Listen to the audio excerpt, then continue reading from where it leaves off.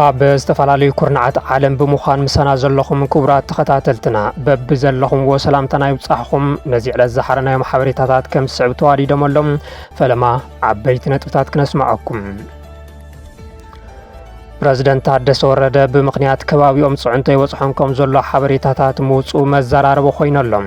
ብብልጽግና በይናዊ ስልጣን ዝተውሃቦም ፕረዚደንት ታደሰ ኣብ ስልጣኖም ይቕጽሉ ዶ ወይስ ብፍቓዶም ይረክቡ ዝተፈላለዩ ርእይቶ ዝወሃቡ ዘሎ ጉዳይ ኮይነሎም ሰራዊት የብልናን ዝብል ብእንጌታቸው ረዳ ዝምራሕ ውድብ ስምረት ኣመራርሑ ኣብ ምርቓ ኮማንዶ ዓፋር ዝርከብ ዕጡቕ ሓይሊ ተረኺቦም እዚ ከምዚ ኢሉ እናሃለወ ኣብ መንጎ እቲ ዕጡቕ ሓይሊ ብስልጣንን ከባቢውን ዓብዪ ኣፈላላይ ከም ዘሎ መስረት ኢና ካብ ዝብሉ ኣካላት ሓደ ተዛሪቡ ስርዓት ብልጽግና 2 ሚልዮን ሰራዊት ኣለዎ ክብሉ ሓደ ነቲ ስርዓት ቅርበት ዘለዎም ምሁር ገሊጾም በብክልሉ ዘለዎ ሓይልታት ምስ ዘባው ዘለዎ ሓይልታት ተደሚሮም እንተዝመፁ ዝድምሰስ ሰራዊት ከም ዘሎ ውሽጢ እንታይ ይስራሕ ከም ዘሎ ይፈልጥ እየ ክብሉ እውን ተሰሚዖም 21 ጀነራላት ካብ ሰራዊትነት ተሰናዊቶም ብኻልእ ዜና ሓደ ላዕለዋይ መኮነን ምስ ሰራዊቱ ኢዱ ምሃቡ ተገሊጹ ናይዚኦምን ካልኦትን ዝርዝር ክነቕርብ ኢና ንቻናልና ላይክ ሼርን ሳብስክራይብ እናገበርኩም ምሳና ንኽትጸንሑ ብኽብሪ ንዕድም ሰናይ ጻንሄት ፕረዚደንት ታደሰ ወረደ ብምኽንያት ከባቢኦም ጽዕንቶ ይወጽሖም ከም ዘሎ ሓበሬታ ምውፁእ መዘራርቢ ኮይነሎም ብብልጽግና በይናዊ ስልጣን ዝተውሃቦም ፕረዚደንት ታደሰ ኣብ ስልጣኖም ይቕጽሉ ዶ ወይስ ብፍቓዶም ይረክቡ ዝተፈላለዩ ርእይቶ ዝወሃብሉ ዘለው ጉዳይ ኮይነሎም ፕረዚደንት ጊዜያዊ ምምሕዳር ትግራይ ወዲ እንደርታ ስለ ዝኾኑ ብሕወሓት ተቃውሞ ዝወጽሖም ዘሎ ተባሂሎሎም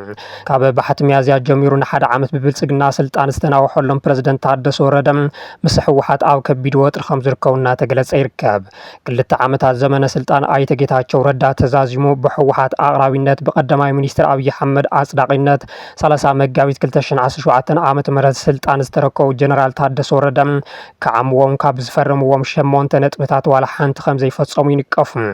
ከም ዓብይ ነገር ዝለዓለሎም ግና ህዝቢ ትግራይ ዳግም ናብ ኩናት ንኽይኣቱ ገይሮም ዝብል እዩ ዋላ እኳ ህዝቢ ትግራይ ብዘይ ድምፂ ጥይት ሕዝውን እናጠፈ ዝርከብ እንተኾነ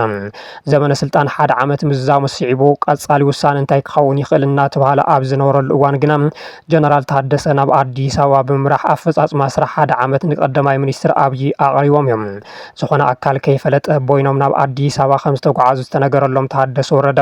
እቲ ዘቕረብዎ ጸብጻብ ኣፈጻጽማ ስራሕ ኣብ ትግራይ ኣባይታ ዘየለካ ምዃኑ ላዕሊ በተን ጽንተት ህዝቢ ትግራይ ዘቃለጥፋ ዝነበራ ሚድያታት ብልጽግና ዶክመንተሪ ኣስሪሖም ዘሕለፍዎ መደም ብዙሓት ካልእቲ ትግራይ ዶ ኣላያ ንኽብሉ ምክንያት ኮይኑ እዩ ወረዳታትን ዞባታትን ጸብጻብ ዘይለኣኽሉን ብካቢነ ዘይተገምገመን ጸብጻብ ኣቕሪቦም ዝተውሃሉቶም ፕረዚደንት ንቐጻሊ ሓደ ዓመት ስልጣኖም ከም ዝተናውሐሎም ብሚድያታት ብልጽግና ተጋዊሑ እዩ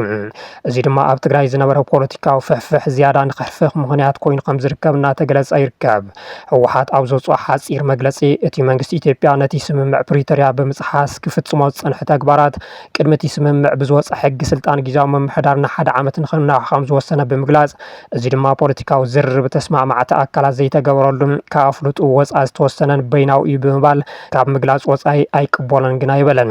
ኣብቲ ጉዳይ ሰፋሕቲ ዘተታት ይካየዱ ከም ዘለዎ ሓበሬታታት እናወጹ እንትኾኑ ኣብ አዲስ አበባ ስልጣን ሓደ ዓመት ተቐቢሎም ዝተወለሱ ጀነራል ታደሰ ወረደ ግና እቲ ስልጣን ኣይቅበሎን ምዋሎም እናተገለጸ እዩ ኣብያተ ምኽሪ ገለ ወረዳታት ድማ ግዜ ገደብ ጊዜያዊ ምምሕዳር ተወዲኡ ቅድሚ ኩናት ዝተመረጸ መንግስቲ ናብ ቦቱ ይመለስ ዝብሉ ውሳነታት እናሓለፋ ከም ዝርከባ ተፈሊጦሎም እዚ ስቃይ ህዝቢ ትግራይ ንኽናዋሕን ኣብ ትግራይ ዘሎ ፖለቲካ ዝያዳ ንኽተሓላለኽን ኮነ ተባሂሉ ዝተፈጸመ ሽርሒ ብልጽግና ገለ ኣካላት ድማ ብከባቢያውነትን ምትእስሳር ጥቕምን ነዳዲ ክንስንስሉ ይረኣየሎም ቀንዲ መቐበል ቃል ከም ዝኾነ ኣብ ዝሓለፈ ሓደ ዓመት ሙሉእ ብተግባር ዘረጋገጸ ጋዜጠኛ ዳዊት ከበደ ጀነራል ታደሰ ወረደ ብከባቢያነቶም ጥራሕ ጽዕንቶ ይወጽሖም ከም ዘሎ ምግላጹ እቲ ሕማም ፖለቲካ ትግራይ ክንደየናይ ስሩ ዝሰደደ ከም ዝኾነ መረጋገጺ ተገይሩ ተወሲዶሎም ንቤት ጽሕፈት ፕረዚደንት ቅርበት ካብ ዘለዎም ፍልፍላት ከም ዝረኸብናዮ እናበለ ነገር ግና ካብ ጀነራል ታደሰ ወረደ ፍቓድ ከይረኸበ ከም ዘይጽሕፍ ዝንገረሉ ጋዜጠኛ ዳዊት ጀነራል ታደሰ ወረደ ወዲ ዓደይ እንተዝኸውን እዚ ኩሉ ፈተና ኣይምገጠሞን እታ ብሕታዊት ሓጢኣቱ ንስኣ ብምባል ጸሓፈ ኮይኑ እዚ ድማ ኮነ ተባሂሉ ትግራይ ሕዚ እውን ብኸባቢ ከፋፊልካ ንምብታን ዝተፈሓሰ ውዲት ከም ዝኾነ ብምግንዛብ ብዙሓት ይቃወምዎ ኣለዉ ጋዜጠኛ ዳዊት ከበደ ቅድሚ ሓደ ዓመት ንጌታቸው ረዳ ብምቋም ጀነራል ታደሰ ናብ ስልጣን ንኽመፁ ዝለዓለ እጃም ካብ ዝተጻወቱ ኣካላት ሓደ ከም ዝኾነ ይዘረበሉ ሰራዊት የብልናን ዝብል ብእንጌታቸው ረዳ ዝምራሕ ውድብ ስምረት አመራርሑ አምርቃት ኮማንዶ አዓፋር ዝርከብ ዕጡቅ ሓይሊ ተረኺቡ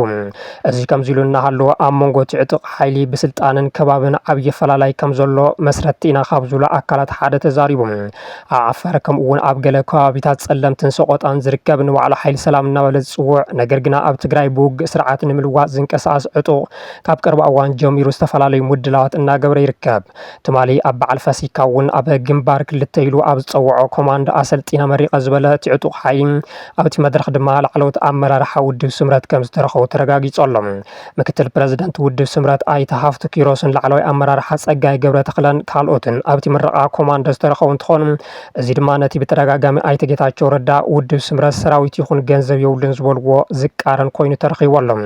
ብርግጽ ነቲ ዕጡቅ ሓይሊ ገዲፎም ናብ ትግራይ ዝተመለሱ ከም ጀነራል ጻድቃን ገብረትንሳኤን ውድብ ስምረትን ዝበሉ ኣካላትን ውዳበታትን ኢዶም እናእተው ጨውዮም ክብሉ ዝተሰምዑ እንትኾኑ እነ ሃፍቱ ኪሮስ ዓፋር ምስቲ ዕጡቅ ሓይሊ ምርኣይ ግና ዝተለመደ ይኸውን ከም ዘሎ ብዙሓት ይዛረቡ እቲ ድልየትን ባህግን ስርዓት ብልጽግና ንምምላእ ከም ዝተወደበን ዝተዓጠቐን ዝዘረበሉ ሓይሊ ሰራዊት እቲ ስርዓትን ህዝቢ ትግራይ እንትጭፍጭፍ ዘውለውልዋ ዝነበረት ባንዴራ ኢትዮጵያ ብምሓዝዮም ዝጓዓዙን ዝስልጥኑን ዘለዉ ኣብ ቀረባ እዋን ናብ ትግራይ ብምእታው ውግእ ንክኸፍት ኩሉ ዓይነት ምድላው ንክገብር መምርሒ ከም ዝተዋሃቦ ዝንገረሉ ዘሎ እቲ ዕጡቅ ሓይሊ ኣመራርሓ ውድብ ስምረት ኣብ ዝተረኸቡሉ ኮማንዶ ኣመሪቀን ትብል ሓላፊ ርክብ ህዝብን ሰራዊትን ከም ዝኾነ ዝንገረሉ ተስፋይ ንጉስ ወዲ ራያ ድማ ብኒ ጀነራል ጻድቃን ገብረትንሳኤን ጀነራል ዘውዱ ኪሮስን ተሓሚስና ብምባል በብሚድኡ ክገልጽ ይውዕል ኣሎ ተስፋይ ራያ ኣብ ሓደ ማሕበራዊ ሚድያ ቀሪቡ ከም ዝተዛረቦ ኣብቲ ዕጡቅ ሓይሊ ሰፊሕ ሕማም ከባቢያውነት ከም ዘሎ ብምሕባር ወዲ ራያ ይጅምር እምበር ኣይውድእን ብምባል ንዕኡ ሓዊሱ ደቂ ራያ ብምክንያት ከባቢኦም ጽዕንቶ ይበጽሖም ከም ዘሎ እዩ ዝዛረብ ኣነ ኣብ ሓያል ተጽዕኖ ምግላል ግፍዒ የለሎ ህዝብ ክፈልጦ ደልየ ግፍዒ ዘጋፍዑ ሰባት ምን እዮም ፍሉጣት እዮም ካልሎ ሕዝብ ክናገሮ ዘይደሊ ኣብ ዓፋር ጀነራል ጻድቃን ዘውዱ ኪሮስን ወደን ጥሩን ተመሪሖም ኣብ ትግራይ ጀነራላት ታደሰ ወረደን ወድን ቤተይን ተመርሑ እንታይ ጸገም ብምባል ዝሓትት ተስፋይ ራያ ኣብቲ ኣብ ዓፋር ዘሎ ሓይሊ መንእሰይ ዕድል ከም ዝተኸልከለን እቲ ብስርዓት ብልጽግና ዝምወል ሃፍቲ እውን በቶም ኣብ ኣዲስ ኣበባ ኣብ ዝተዳለወሎም ገዛ ክራይ ከፍ ኢሎም ነቲ መንእሰይ ምስ ብጾት ከዋግእዎ ዝህንደዱ ዘሎም ከም ጀነራል ዘውዱ ኪሮስ ዝመሰሉ ከም ዝብላዕ እዩ ብመረረት ዝገልጽ ስልጣን መናእሰዮም ዝሕዝዎ ይብልኻ ነይሩ ዓባና የለዚ ኣብዚ ወድን ጥሩክ መርሐን እንተኮይኑ ወይ ጀነራል ጻድቃን መርሐን እንተኮይኑ ኣብቲ ወድን ቤተይ ወዲ ወረደኝ ትመርሐም እንታይ ይትፋለላይ ስርዓት ብልጽግና 2 ሚልዮን ሰራዊት ኣለዎ ክብሉ ሓደ ነቲ ስርዓት ቅርበት ዘለዎ ምሁር ገሊጾም በብክልሉ ዘለዎ ሓይልታት ምስ ዘባው ዘለዎ ሓይልታት ተደሚሮም እንተዝመፁ ዝድምስስ ሰራዊት ከም ዘሎ ውሽጢ እንታይ ስራሕ ከም ዘሎ ይፈልጥ ይኽብሉ እውን ተሰሚዖም ካብ ቤተ መንግስቲ ጥብስን ስንን ዝስፈረሎም ተባሂሎም ዝንገረሎም ምሁርነቶም ኣብ ዩኒቨርሲቲ ኣዲስ ኣበባ ገዲፎም ቀንዲ ደጋፊ ስርዓት ብልጽግና ምዃኖም ዝፍለጡ ዶክተር ዳኛቸው ኣሰፋ መንግስቲ ተዳኺሙ እዩ ኣብ ክዕልዩ ንዝብሉ ኣካላት መርሰለን ዝበሉ ኮይኖም አሽንኳይዶ መንግስቲን ተወደቀስ ሚት ዓመት ዝገበረ ዛፍ እውን ተወደቅ አይረኤንን ኢሎም ዶክተር ዳኛቸው እንተብሩልያ ዘይርስ ከም ዝባል ተዘይኮይንዎም ኣብዚ ሕዚ እዋን መንግስቲ ኣብ ምንታይ ደረጃ ከም ዝርከብ ፀሓይ ዝወቆ ሓቂ ዝብሉ ገለ ፖለቲከኛታት ግና ስርዓት ብልጽግና ሕዚ ዝኾነ ዓይነት ማሕበራዊ መሰረት ከም ዘይብልዮም ዝገልጹ ይኹን በብመዓልቱ ሰራዊት እናፈልፈለ ንዜጋታቱ እናጨፍጨፈ ዝርከብ ብልጽግና መበገሲ ብምጋር መንግስቲ ከም ዘሎ ገይሮም ዝዛረቡ ምሁር ባህላ ዳኛቸው ሰፋም ቡሽ እንታይ ይግበር ከም ዘሎ ይፈልጥ ባህልዮም ፊልድ ማርሻል ብርሃኑ ጁላ ኣስታት 2 ሚልዮን ወታደር የልየኒ እንትብሉ ሰሚዕ ዝበሉ ዶክተር ዳኛቸው እዚ ድማ በብክልሉ ተጎሪኑ ክዋጋእ ዝብል ሓይሊ ምስቲ ናይ ደገ ዘባው ሓይልታት ተደሚሩ እንተዝመጽእ ንኹሎም ዘጋጭዎም ሓይሊ እናተሃነጸ ይርከብ ይብሉ አሁን ፊልድ ማርሻል ብርሃኑ ጁላ ወደ 2 ሚሊዮን ወታደር ያስፈልገናል ብለው ሲሉ ምን ማለት ይመስላል? በየክልሉ ያበጠች ዋጋሉ የምትል ኃይል ተደማመራ ብትመጣ ከነ ውጭ ከቀጠናው ጋር ያሉትም ተደምሮ ይመጡ ያን የሚያጋጭ ኃይል እየገነባን ነው። እቲ ዘባው ኃይልታት እውን ተደሚሮም እንተመጽኦም ከጋጭኦም ዝኽእል ኃይልና ተሃነጸ ይርከብ ዝርዎ ዘሎ ሰራዊት ኢትዮጵያ ግና ኣዋን መኸተ ትግራይ መሰማዓት ልፍንቱን ጋዕገልጦምን በሰራዊት ትግራይ ዝተደምሰሰ ሕዚ ድማ ብዕጡቃት ፋኖን ኦነግን ዝማርኽን ዝድምሰስን ዘሎ ምዃኑ ዝተገንዘበ ይመስሉን ናብ ሕሞራ ብምጓዓዝ ኣባል ዋርድያ ተከዘ ብምባል ከላሽን ተሓንጊጦም ስእሊ ዝተልዓሉን ወልቃይታይ ኩሉ ከም እስራኤላውያን ክዕጠቀለዎ ዝበሉ ዳኛ ዳኛቸው አሰፋም ሕዚ እውን ደጋጊሞም ብዛዕባ ወልቃይት ዝተዛረቡ እንትኾኑ ኣብ ወልቃይት ዕጡቃት ኣለው ዝበሃል ኣባሃላ ትክክል ኣይኮነን ኣብኡ ዘለው ወልቃይቶት ምልሻዮም ብናይ ትግራይ ዕጡቃት ክትክእዱ ዝድለ ዘሎ ክብሉ ይምግቱ ካሊእ ብዛዕባ መረፃ ዘልዕሉ እንትኾኑ ጀነራል ታደሰ ንሓደ ዓመት ዳግም ተሽሞም ዘለው ኣብ ትግራይ መረፃ የለን ማለት እዩ ብምባል እቲ ዝተወረረ ምዕራብ ትግራይ ግና ናይ ትግራይ ከም ዘይኮነ ብምሳል መረፃ ክካየደሉ ኣሎ ይብሉ። ጀነራል ታደሰ ወረደ አሁን ለአንድ ዓመት አልተመረጡም። ምርጫ አይሄድም አይኖርም ማለት ነው ትግራይ ውስጥ። እነኚህ ኮንቴስትድ የሆኑ ኤሪያስ ከአማራ ክልል ውጪ ከትግራይ ክልል ውጪ የግድ ምርጫ ማድረግ አለባቸው። ንሕና ተስፋ ይቆርፅናን ንዛረቢና ዘለና ተስፋ ዝቁርፅ መልስ እውን ኣይተባሃወና ዝበሉ ዶክተር ዳኛቸው ይኹን በር ግዜ እኮ ይሓልፈሎ ኢልና እንተሓተትና ብዛዕባ ግዜ እንታይ እተወኩም ንሕና እኮ ክንናውሐውን ንኽእል ኢና ሓደ ሓደ ሕጋዊ ጉዳያት ንሰርሕ ኣለና ኢና ዝብል መልሲ ተዋሂቡና ብምባል ድማ ጉዳይ ምዕራብን ደቡብን ትግራይ ፖለቲካዊ ሽርሒ ይስርሐሉ ከም ዘሎ ምስጢሮም ሊቆመሎም ሃገራዊ ቦርድ መረፃ ብውሳነ ቤት ምክሪ ፌደሬሽን ምዕራብ ትግራይን ደቡብ ትግራይን ዝርከባ 5 ክልላት መረፃ ካብ ትግራይን ኣምሓራን ወፃኢ ብቐጥታን ባይቶ ወከልቲ ህዝቢ መረፃ ክካየድ ኣይነ ኢሉ እኳ እንተነበረ ብመላእ ትግራዋይ ብዝበፅሖ ተቃውሞ ግና ዛጊድ ምዝገባ መረፅቲ ኣይጀመረን። 21 ጀነራላት ካብ ሰራዊትነት ተሰናዊቶም ብኻልእ ዜና ሓደ ላዕለዋይ መኮነን ምስ ሰራዊቱ ይድሂቦሎም። ላዕለዋይ ኣዛዚ ሰራዊት ሱዳን ጀነራል ዓብዱል ፈታሕ አልቡርሃን ሰፊሕ ምምዕርራይ ኣመራርሓ ሰራዊት የካይዱ ከም ዘለዉ እናተገለጸ ይርከብ። ኣብ ዝሓለፈ ኣዛዚ ሰራዊት ዝቀየሩ ጀነራል አልቡርሃን ሕዚ ድማ ብርክት ዝበሉ ጀነራላት ብጥሮታ ንክግለሉ ምግባሮም ተሓቢሮሎም። ትማል ሰንበት ንብርክት ዝበሉ ላዕለዎት መኮነናት ብጥሮታ ብምስድባት ንኻልኦት ማዕርግ ዝሃቡ አልቡርሃን እቲ ስጉምቲ ልሙድ ምምሕዳራዊ ኣሰራርሓ ክብሉ ገሊፆም። ሱዳን ትሪብን ከም ዝጸብጸቦ ካብቶም ጥረታ ዝወፁ 21 ኣመራርሓ ሰራዊት ማዕርግ ሜጀር ጀነራል ዝሓዙ መኮነናት ከም ዝርከብዎም እውን ተሓቢሮሎም።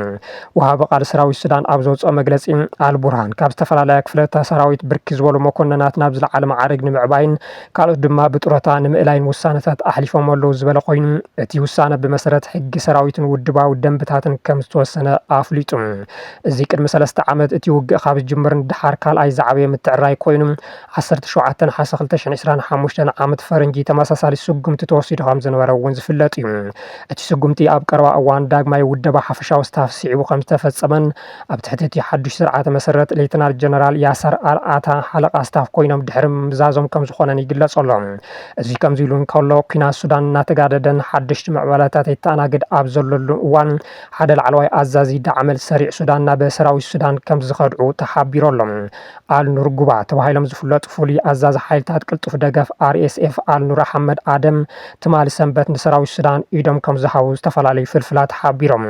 ሚድያታት ሱዳን ከም ዝሓበሮ እቶም ናይ ሜጀር ጀነራል ማዕርግ ዝሓዙ ጉባ ውሽጣዊ ምትፍናን ስዒቡ ናብ ሰራዊት ሱዳን ንክጽንበሩ ከም ዝወሰኑን እቲ ወጥሪ ንኣቡን ሾክ ኣብ ክንዲ ጉባ ወተሃደራዊ ኣዛዚ ሰሜን ዳርፉር ክኸውን ድሕሪ ምሕራዮም ምዃኑ ይንገረሎም። ጉባ ቅድሚ ሕዚ ንተንቀሳቐሲ ሓይሊ ዋልታ ሰላም ይመርሑ ዝነበሩ ኮይኖም እቲ ኣሃዱ ድሕሪ ምውፃእ ልኡኽ ዓቃብ ሰላም ውድብ ሕቡራት ሃገራትን ሕብረት ኣውሮፓን ኣብ ዳርፉር ሲቪላዊ ሓለዋ ንምሃብ ኣብ ወርሒ ጥሪ 2021 ዝተጣየሸ እዩ። መረዳታታት ከም ዝሕብርዎ እቲ ንዓልየት መሓመድ ዝመርሕ ጸላዊ መራሒ ሙሳ ሂላላ ንጉባ ምስ RSF ዝነበሮም ርክብ ምብታኽ ጸቕጢያ ምግባር ልዑል ታራ ከም ዝተጻወቱ ይሕብሩ። ጉባ 136 ሙሉእ ዕጥቂ ዘለዎን ናይ ውግእ መኻይን ሒዞም ናብ ሰራዊት ሱዳን ዝተጸንበሩ እንትትኮኑ እዚ ድማ ንሞራላውን ታክቲካውን ሚዛንን ናይቲ ንኡስ ወተሃደራዊ ሓይሊ ኣዝዩ ዘርግ መሪር ጽፍዒት ብምባል እናተገለጸ ይርከብ። ፕሬዝደንት ጅቡቲ እስማኤል ዑመር ጊሌ ንሻርሻይ ግዜ ከም ዝተመረጹ ተሓቢሩ። ፕሬዝደንት ጅቡቲ እስማኤል ዑመር ጊሌ ኣብ መሪሕነት እታ ብስትራቴጂካዊ ደረጃ ትርከብ ሃገር ቀርኒ ኣፍሪካ ንሻርሻይ ግዜ ብተኸታታሊ ዘረጋገጹ መረፃ ዓወት ከም ዘመዝገቡ ተገሊጹሎም። ኣብቲ ብዓርቢ ዝተኻየደ ፕሬዝደንታዊ መረፃ ጊሌ 97.8 ሚእታዊ ድምፂ ብምርካብ ከም ዝተዓወቱ ወግዓዊ ውፅኢት ቦርድ መረፃት ሃገር ኣመልኪቱ። ተቃዋሚኦም መሐመድ ፋራህ ሳማታር 2.2 ሚእታዊ ጥራሕ ድምፂ ከም ዝረኸቡ ኣሃዛት ሚኒስትር ውሽጣዊ ጉዳያት ይሕብሩ። ዳግማይ ተመሪፀ ክብሉ ወዲ 78 ዓመት ዑመር ጊሌ ቅድሚ ወግዓዊ ውፅኢት ኣብ ዘርግሕዎ ጽሑፍ ኣብ ማሕበራዊ መራኸብታት ዝኣወጁ እንትኾኑ ሕዚ እቶም ዝነውሐ ዕድመ ስልጣን ካብ ዝወነኑ መራሕቲ ኣፍሪካ ንምዃን በቂዖም ኣለው። ነታ 1 ሚልዮን ህዝቢ ዘለዋ ንእሽተይ ዓዲ ን27 ዓመታት ዘመሓደሩ ፕሬዝደንት ጊሌ ንሃገራት ፈረንሳይ፣ ኣሜሪካ፣ ቻይና፣ ጃፓንን ጣልያንን ወተሃደራዊ ማዓስከራት ዝፈቐዱ ኮይኖም ልዑል ፋይናንሳዊ፣ ጸጥታውን ፖለቲካውን ረብሓታት ከም ዝረኽቡ ይሕበር። ጊሌ ኣብ 2021 ኣብ ዝሓለፈ መረፃ ብመብዛሕትኦም ተቃወምቲ ተቃውሞ ዝበፅሖ መረፃ ልዕሊ 97 ሚእታዊ ድምፂ ብምርካብ ምዕዋቶም ዝክር እዩ።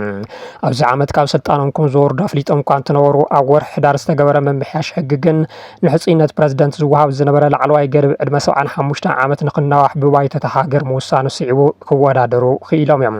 ፕረዚደንት እስማኤል ጊሌ ንጋዜጠኛታት ኣብ ዝሃቦ መግለፂ ብፀጋ ኣምላኽ ኣብዚ በፂሕና ኣለና፣ እዚ ድማ ብዓወት ክውዳእ ተስፋ ንገብር ኢሎም ኣለዉ።